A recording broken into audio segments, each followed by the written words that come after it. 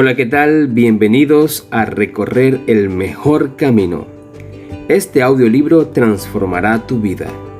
Escucha con atención cada capítulo y llena tu vida de Jesús.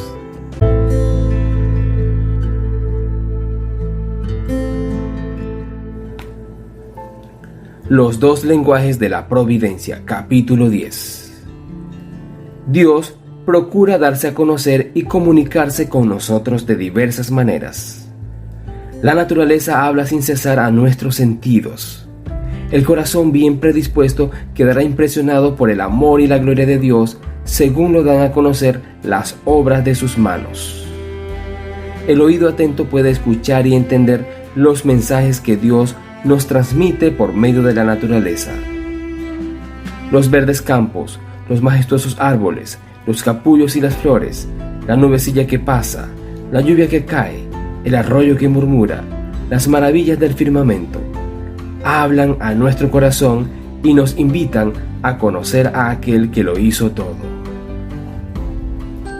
Nuestro Salvador relacionaba sus valiosas enseñanzas con la naturaleza. Los árboles, los pájaros, las flores silvestres, los montes y los valles, los ríos y los lagos, y la belleza de los cielos, así como los incidentes y las circunstancias de la vida cotidiana. Todo ello fue asociado por él a las palabras de verdad que pronunciaba. Así sus enseñanzas podrían ser rememoradas fácilmente a menudo, aún en medio del agobio de los quehaceres cotidianos de sus oyentes. Dios quiere que sus hijos aprecien sus obras y que se deleiten en la sencilla y apacible hermosura con que adornó nuestra morada terrenal. Él es amante de lo bello y sobre todo aprecia la belleza del carácter, que es más atractiva que todo lo externo, y quiere que cultivemos la pureza y la sencillez, características de las flores. Si estamos dispuestos a prestar atención, las obras de la creación nos enseñarán valiosas lecciones de obediencia y confianza. Desde los astros, que en su desplazamiento por el espacio siguen milenio tras milenio los derroteros que le fueron asignados, hasta el diminuto átomo, todo en la naturaleza obedece a la voluntad del Creador. Y Dios cuida y sostiene todo lo que creó. El que sustenta los innumerables mundos diseminados por la inmensidad del universo, también tiene cuidado del gorrioncillo que entona inocentemente su humilde trino. Cuando los hombres y las mujeres cumplen con sus labores cotidianas, o cuando están orando, cuando se acuestan por la noche o se levantan por la mañana, cuando el rico se sacia en su mansión, o cuando el pobre reúne a sus hijos alrededor de su escasa mesa, el Padre Celestial está ofreciendo amoroso cuidado a todos y cada uno de ellos. No se derrama ninguna lágrima sin que Él lo note. No hay sonrisa que para Él pase inadvertida. Si esto lo creyéramos realmente, habríamos desechado ya toda ansiedad indebida. Nuestras vidas no estarían repletas de desengaños como ahora, porque cualquier cosa grande o pequeña la habríamos dejado en las manos de Dios, que no se confunde por la multiplicidad de las preocupaciones ni se abruma por su peso. Entonces nuestra alma gozaría de un sosiego que la mayoría no experimenta más que raramente. Cuando tus sentidos se deleitan en la diversidad y la belleza de la tierra, piensa en el mundo venidero, que nunca conocerá mancha de pecado ni de muerte, donde la faz de la naturaleza no se verá ya oscurecida por la sombra de la maldición. Procura tener en mente una vislumbre del hogar de los redimidos y piensa que será más glorioso que cuanto pueda imaginar la inteligencia más brillante. En los múltiples dones de Dios en la naturaleza no vemos sino un muy pálido reflejo de su gloria. Escrito está: ningún ojo ha visto, ningún oído ha escuchado, ninguna mente humana ha concebido lo que Dios ha preparado para quienes lo aman. Tanto el poeta como el naturalista tienen mucho que decir acerca de la creación, pero es el creyente quien más goza de las bellezas naturales, pues reconoce las obras de las manos de su Padre y percibe su amor en la flor, en el arbusto y en el árbol. Quien no lo sepa ver como una expresión del amor de Dios por la humanidad, no podrá valorar plenamente la significación de la colina, del valle, del río y del mar. El Creador nos habla mediante sus obras providenciales y a través de la influencia del Espíritu Santo en nuestra conciencia. En las circunstancias y el ambiente que nos rodea, en los cambios que suceden diariamente en torno nuestro, podemos encontrar valiosas lecciones si nuestra mente está abierta para captarlas. El salmista, rastreando las huellas de la divina providencia, dice: por todas partes se pueden ver sus grandes actos de bondad. El que es inteligente debe tener esto en cuenta y comprender el amor del Señor. Dios nos habla también en su palabra. En ella tenemos de modo más diáfano la revelación de su carácter, de su trato con las mujeres y los hombres, y de la gran obra de la redención. En la Biblia se nos presenta la historia de los patriarcas, los profetas y otros hombres de la antigüedad. Ellos están sujetos a debilidades como las nuestras. Vemos cómo lucharon con el desaliento como nosotros, cómo sucumbieron bajo las tentaciones como nos ha sucedido a nosotros, y sin embargo cobraron nuevo ánimo y vencieron por la gracia de Dios. Su recuerdo será un estímulo en nuestra lucha por la justicia. Al leer el relato de los maravillosos acontecimientos que les permitió vivir, la luz, el amor y la bendición que les tocó gozar, y la obra que hicieron por la gracia que les fue concedida, el Espíritu que los inspiró enciende en nosotros el sagrado fuego del entusiasmo, con el deseo de ser como ellos, en carácter y de andar con Dios como anduvieron ellos.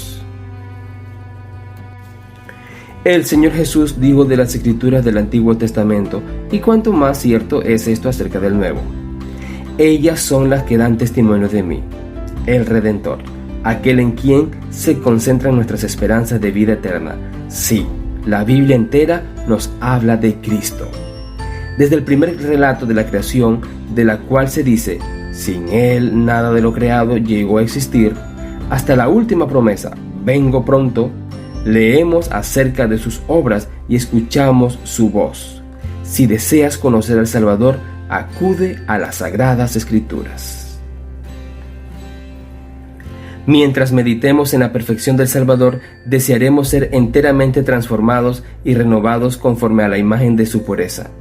Nuestra alma tendrá hambre y sed de llegar a ser como aquel a quien adoramos.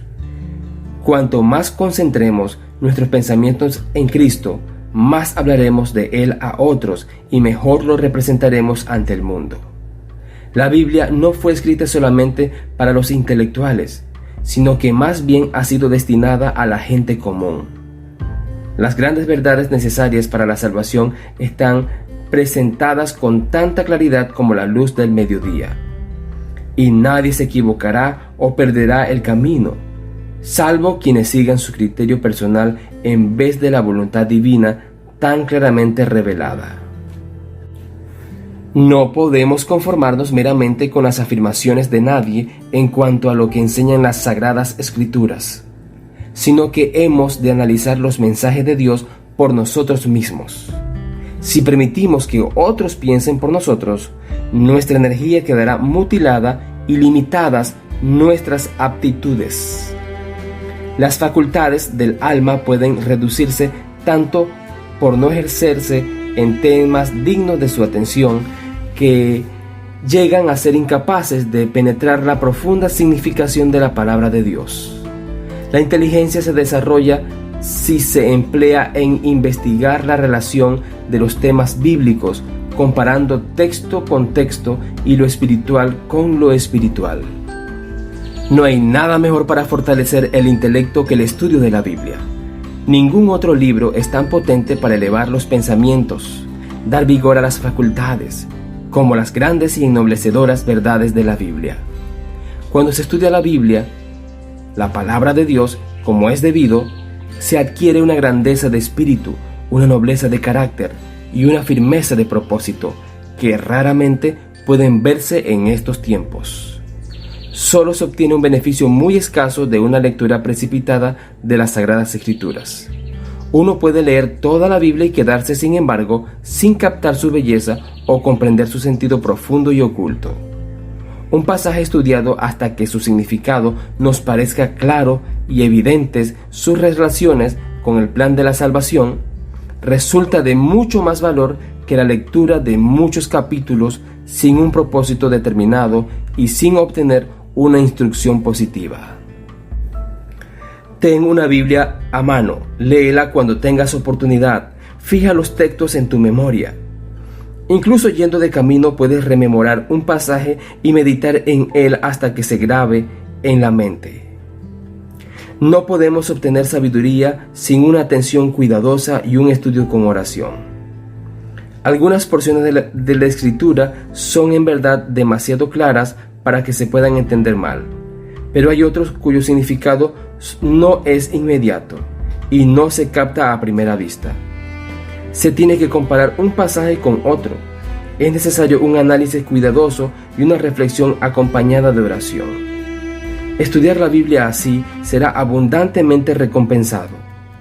Como el minero descubre vetas del precioso metal ocultas debajo de la superficie de la tierra, así también quien con perseverancia escudriñe la palabra de Dios en busca de sus tesoros más profundos, encontrará verdades del más alto valor que permanecen invisibles para el investigador superficial.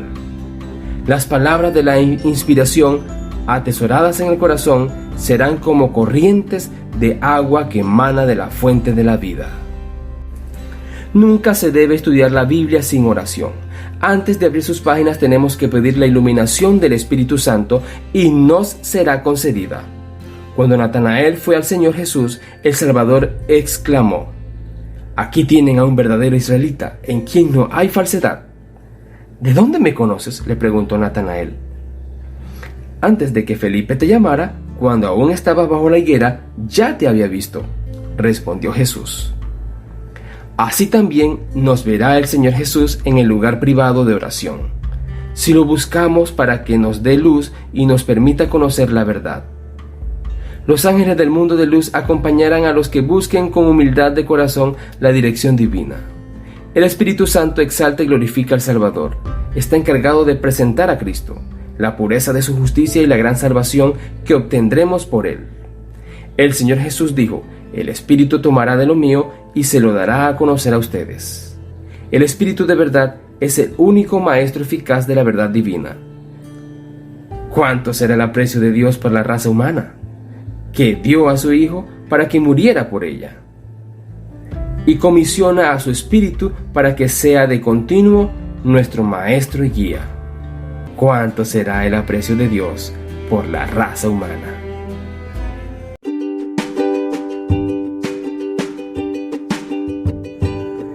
Gracias por escuchar este audiolibro.